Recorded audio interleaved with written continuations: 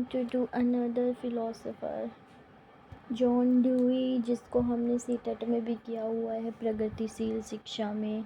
तो आज उनके बारे में और डिटेल में थोड़ा सा जानेंगे। ये है जॉन ड्यूई साहब। ठीक, education is not preparation for life, यानी जीवन की तैयारी नहीं है, शिक्षा अपने आप में जीवन है। इतनी इंपॉर्टेंट कोटेशन है कि आप बहुत बड़ी-बड़ी प्रतियोगी परीक्षाएं जो होती हैं उनमें इस कोटेशन को देखते हैं। वीडियो सबका सही चल रहा है कि education for life, education is life itself. Education आपकी तैयारी नहीं है जिंदगी की, भैया अपने आप में शिक्षा जो है वो जिंदगी है। ठीक है, तो ये इंपॉर्टेंट है। ठीक, सब सही है, विकी आप अपना इंटरनेट चेक करें बेटा। ये जॉन ड्यूई की फेमस स्टेटमेंट है। पारंपरिक शिक्षा जो थी ट्रेडिशनल मेथड, उसको ये काफी लिमिटिंग मानते थे, यानी कि जो किताब कॉपी पेंसिल से पढ़ाना, और साथ ही साथ वो कहते थे कि ये चीज जो है अंडरस्टैंडिंग समझ को प्रमोट नहीं करती, और बहुत ज्यादा अधिनायकवादी और ऑथोरिटेरियन है कि अपनी अपनी चलाने वाली, जो पुरानी वाली शिक्षा थी जिसमें टीचर की अथॉरिटी चलती थी, ये पढ़ाना है रट लो वो वाली बात। तो ये उसको ऐसा मानते थे। जॉन ड्यूई जो है वो अपने समय के बहुत फेमस फिलोसोफर रहे हैं, थिंकर हैं, एजुकेशनिस्ट हैं। मेनली ये जो है ये एक आपके प्रैग्मेटिस्ट हैं, जैसे मैंने आपको बताया, प्रयोजनवादी। अपना काम बनता भाड़ में जाए जनता। ठीक है, मतलब ये है कि जो भी हम काम करें उसका प्रयोजन हो। ठीक है, जो आज की समस्या है उससे उसका समाधान हो। ठीक, ऐसा नहीं आप बड़े बड़े आदर्शों की बात कर रहे हो और आजीवन से ही नहीं जी पा रहे, तो ये उस तरीके की। ठीक है, अमेरिकन है, मैंने बताया आपको। ग्रेजुएशन इन्होंने करी, उसके बाद देखिए बन गए स्कूल टीचर। इसके बाद ही हॉपकिंस यूनिवर्सिटी से इन्होंने पीएचडी करी। 1884 में यूनिवर्सिटी ऑफ मिशिगन में इन्होंने टीचिंग का करियर यानी पढ़ाना यूनिवर्सिटी में शुरू किया। 1894 में शिकागो में एक नया डिपार्टमेंट बना था। वो डिपार्टमेंट था एक मिक्स डिपार्टमेंट, जिसमें आपका department of psychology, philosophy and pedagogy मिलकर एक नया डिपार्टमेंट बना था, और उस नए डिपार्टमेंट के हेड एचओडी बना दिए गए जॉन ड्यूई साहब। ठीक है, यहां तक सारी बातें क्लियर हो गई। फटाफट रिवाइज करते हैं, मुझे शब्द बताओ जॉन ड्यूई क्या, अभी तक कितने समझे? क्लियर है बेटा, कोई दिक्कत? देखिए हम प्रैग्मेटिज्म का जब ये बंदा उसका एग्जांपल है तो ये वही बातें तो फुलफिल करेगा करेगा ना, वही बातें फुलफिल, बस यही बात है। ठीक है, हां, सबको समझ में आ गया है? हां, प्रयोजनवाद तो वही वाली बातें को फॉलो करेगा। अभी पर काम। अब और डिटेल में पढ़ते हैं इसको और जानते हैं इनके काम मोस्ट इंपोर्टेंट क्या थे। परीक्षाओं में मैंने बेटा ये वाला the school and the society ये आते हुए बहुत देखा है कि ये किताब किसने लिखी है, तो आपको याद रखना है कि ये जॉन ड्यूई साहब ने लिखी है। The child and the curriculum, how we think, हम कैसे सोचते हैं, interest and efforts in education 1913 में, डेमोक्रेसी एंड एजुकेशन, ये भी इंपॉर्टेंट किताब है। जो इंपॉर्टेंट है उसके आगे हम अपना ये फेमस ये साइन बना देंगे। इस साइन जहां भी आपको अगर कोई मेरा पीडीएफ पढ़ता है तो जहां पर भी आपको ये वाला साइन दिखाई दे, एक तो समझ लेना कि ये मेरा पीडीएफ है। ठीक है, और दूसरा ये कि मुझे मोस्ट इंपोर्टेंट लग रहा है वो चीज। ठीक है, तो ध्यान से इसको देखेंगे। Experience and education, the quest for certainty, a study of the relations of knowledge and action, तो ये सारी किताबें हमें दो में याद रखनी है, स्कूल एंड द सोसाइटी यानी कि आपका विद्यालय और समाज, और लोकतंत्र एवं शिक्षा। ठीक है, इंग्लिश में ही नाम याद रखना मैं तो आपको कहूंगी वो ज्यादा बेटर रहता है, क्योंकि अल्टीमेटली उन्होंने किताब अंग्रेजी में लिखी थी और उसका टाइटल ये था, इसलिए मैंने इन शब्दों को भी अंग्रेजी में ही लिखा है। ठीक है, तो यहां तक समझ में आ गया? चलो, शिक्षा व्यक्ति में उन सभी क्षमताओं का विकास है जो उसके परिवेश के नियंत्रण हेतु उसे सक्षम और उसकी संभावना यानी कि वो और क्या पा सकता है उसकी पूर्ति करेगा। तो एजुकेशन डेवलपमेंट है उन कैपेसिटीज का जो कि एक इंडिविजुअल में है, जो कि उसको हेल्प करेगी उसको कि वो वातावरण को कंट्रोल करे। ये है एक इंडिविजुअल। ठीक है, ये है इसके पास वातावरण, किताबें हैं और लोग हैं। ठीक है, तो ये इनको क्या कर पाए, कंट्रोल कर पाए। साथ ही साथ अपनी जिम्मेवारियां, खुद की रिस्पांसिबिलिटीज जो है, क्योंकि अल्टीमेटली सोशल बीइंग माना है इन्होंने। ठीक है, प्रयोजनवाद में ऐसा कि समाज का आप जो भाग बने, ये मेरी बात है। ठीक है, मेरा हम समाज का भाग है तो अल्टीमेटली हमें नागरिकता, सिटीजनशिप, ठीक है, इन सबको लेकर जो हमारी जिम्मेवारियां हैं उन पर हमें काम करना ही पड़ेगा। ठीक, ड्यूई के अनुसार हमारी एम्स ऑफ एजुकेशन, शिक्षा की अवधारणा क्या है, ये अभी पढ़ लीजिए। ठीक है, परेशान मत होइए, मैं आपको शिक्षा की अवधारणा उनके अनुसार ये है कि philosophy as a product of education. Education अपने आप में जिंदगी है, हमने यहाँ पर देखा। देखो, एजुकेशन अपने आप में क्या है, जिंदगी। ठीक है, लाइफ। ठीक, and philosophy as a product of education, और एजुकेशन का प्रोडक्ट है एक आपका फिलोसफी, यानी शिक्षा का एक उत्पाद, यानी समाज शिक्षा से निकलकर जो आ रहा है वो है दर्शन। ठीक, एजुकेशन मींस लाइफ। ठीक है, एजुकेशन जिंदगी है, एजुकेशन का ये जो क्या है आपका उत्पाद, ये प्रोडक्ट, यानी कि आपका उत्पाद जो है वो फिलोसफी है। एक इतना सा चित्र बना लेंगे तो चीजें दिमाग में बैठ जाएंगी, है ना। इतना सा बनाना है एजुकेशन जिंदगी, एजुकेशन का प्रोडक्ट, प्रोडक्ट का निशान गुना बना दो और वो है दर्शन। तो बहुत सारी चीजें दिमाग में नहीं वो करनी है, इतना सा छोटी सी चीज से सारी बातें क्लियर हो जाएंगी। शिक्षा समाज का लघु रूप है, जैसे मैंने आपको बताया कि समाज अल्टीमेटली सोशल बीइंग को इन्होंने इंपॉर्टेंस दी है। हम ऐसी शिक्षा दें कि अच्छा नागरिक बने, उसकी समस्या समाधान हो, जीवन सरल हो, करके सीखे, समझ में आए, तो सोसाइटी का इंपॉर्टेंट रोल है। Education is the process of reconstruction of experience. आप देखिए जब ये कहते हैं कि हम अपने अनुभव से सीखते हैं, हम करके सीखते हैं, तो कहीं ना कहीं बच्चा रियलिटी अपनी वास्तविकता को बना रहा है। उसे ऐसा नहीं है कि जो बोल दिया उसने मान लिया, तो वो अपने अनुभवों को पुनरुत्पादन कर रहा है, कुछ नई चीज बना रहा है, कुछ चीजों को समझ रहा है।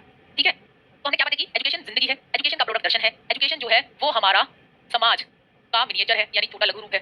ठीक, और एजुकेशन में हम करते क्या है, अनुभव, रिस्ट्रक्चर।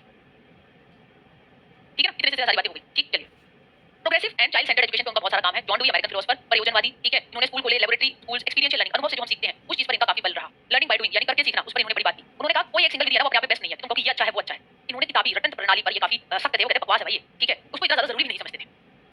एक्सप्लोरेशन, यानी कि चीजों को खोजना, ज्ञान की संरचना करना, बच्चा एक्टिव बीइंग के तौर पे ज्ञान अपने आसपास के अनुभव से जोड़कर बना रहा है, तो बच्चा एक एक्टिव बीइंग हुआ, उस पर बल। खेल, खेलों को इन्होंने बड़ा इंपॉर्टेंस दिया। इन्होंने कहा कि खेल से सिखाइए बच्चे को, डिस्कवरी, वो खुद खोजे, प्रोजेक्ट मेथड। ये प्रोजेक्ट मेथड जो था वो तो इन्हीं के ड्यूई के स्टूडेंट ने दिया था।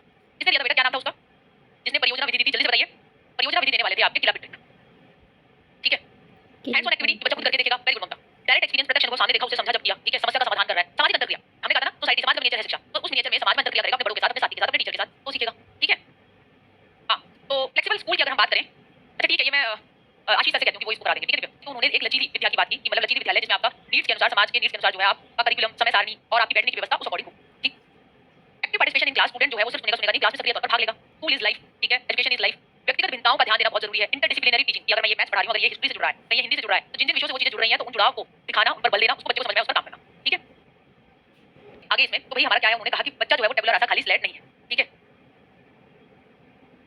तो इसमें अगर हम करेंगे तो वो एक्सपीरियंस, अनुभव, वैल्यू से सीखता है। एक्टिव एक्सप्लोरर, यानी कि आपका सक्रिय अन्वेषणवादी, यानी खुद खोज करके देखता है। ठीक है, टीचर जो है वो सुगम करता है, फैसिलिटेटर है, बच्चों को हेल्प करती है, उससे ज्ञान अपनानी बांटती है, मगर बच्चों को हेल्प करती है ज्ञान तक पहुंचने के लिए। ठीक, इसके बाद अगर डेमोक्रेसी, लोकतंत्र को लेकर देखिए, इन्होंने बहुत बल दिया है कि शिक्षा ऐसी हो जो बच्चों के अंदर लोकतांत्रिक मूल्यों को विकास पर बल दे। ठीक है, मैं तो देख दूंगा, बाकी मेरे हिसाब से तो पूरा है वो। ठीक है, केटर इंडिविजुअल डिफरेंसेस, हर एक के व्यक्तिगत भेद होते हैं, हर एक की सीखने की गति अलग होती है। जो जनरल बातें हैं ना जो हम सीटेट की पेडागोजी में पढ़ते आए हैं, वो सारी बातें कहीं ना कहीं आपकी ड्यूई में फिट हो जाती हैं। ठीक है? तो व्यक्तिगत चिंताओं का सम्मान करें, एक अच्छा फीडबैक दीजिए, बस ये नहीं कि हाँ सही है, हाँ गलत है, उस पे चर्चाएं कीजिए, बात बोलिए पूरी, ठीक है?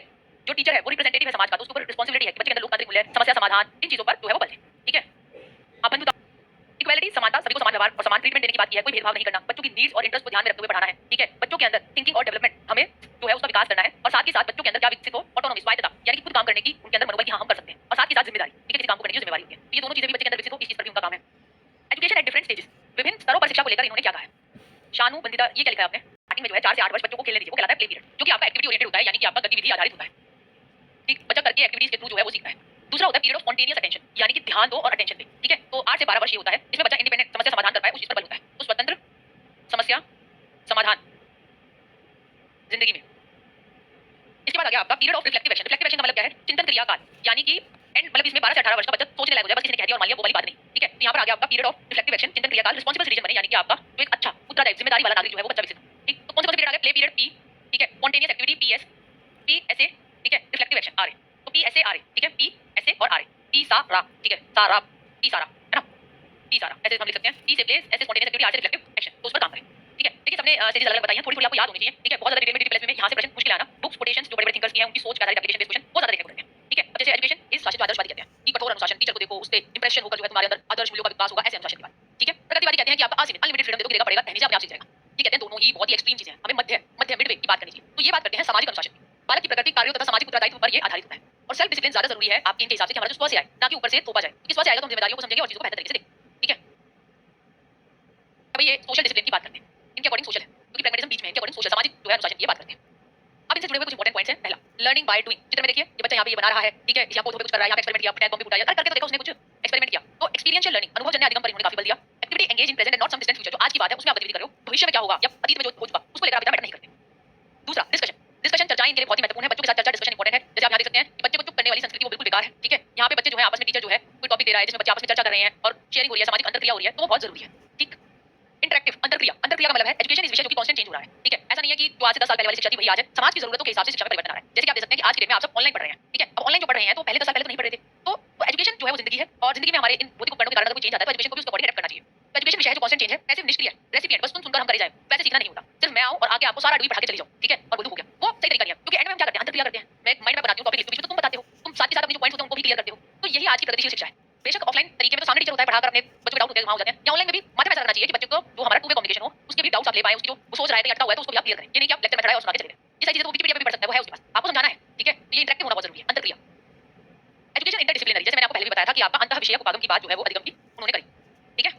तो हाँ, तो इंटरडिसिप्लिनरी में जैसे क्या होता है, ये है जॉन डुई, ठीक है? और ये किताबें, अब ये पौधों की बात है तो पौधों की ग्रोथ कैसे जुड़ी हुई है आपकी मैथ से, मैथमेटिक बनाओ, मैथमेटिक लगाओ, काय मैथ से प्लस माइनस प्रॉब्लम सॉल्विंग की। ये मेरी बेटी है नेहा, ठीक है? डुई ने 5 स्टेप दिए हैं आपके समस्या समाधान के। सबसे पहला है कि जेन्युइन सिचुएशन ऑफ एक्सपीरियंस, यानी कि आपको एक वास्तविक अनुभव वाली सिचुएशन हो आपकी, ठीक है? दूसरा है the problem should arise from the situation, जो आपकी परिस्थिति है, ठीक है? उससे ही आपकी समस्या जो है वो निकले, और स्टिमुलेट करे थिंकिंग को, यानी कि चिंतन को ज्वलित करे।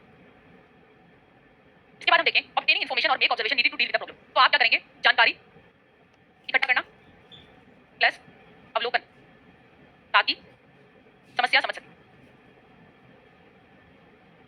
द सजेस्टेड सॉल्यूशन, यानी आपका संभावित हल।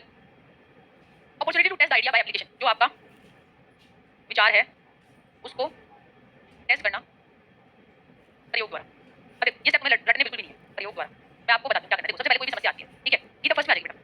Do 5 steps in problem solving. सबसे पहले है कि genuine situation of problem, genuine situation of experience. आपने अनुभव किया एक जेन्युइन सिचुएशन का, यानी कि एक आपको परिस्थिति मिली, उसका आपने अनुभव किया। उस परिस्थिति में भाई आपको मिली कोई समस्या, ठीक है? समस्या लाई तो आपने दिमाग लगाया, ठीक है? तो आपने क्या किया? उसके बाद आपने उस समस्या से जुड़ी हुई जितनी भी जानकारी है और जितने भी अवलोकन है वो आपने करे ताकि समस्या का हो समाधान। तो आपने उसके बाद समस्या का किया समाधान, और फिर जो आपने समाधान किया है उस समाधान को आप एप्लीकेशन लगा कर देखेंगे कि ये समस्या का समाधान सारे के लग रहा है या नहीं, ठीक है? ये चीज समझ में आ गई, ठीक? तो अब हम लिखते हैं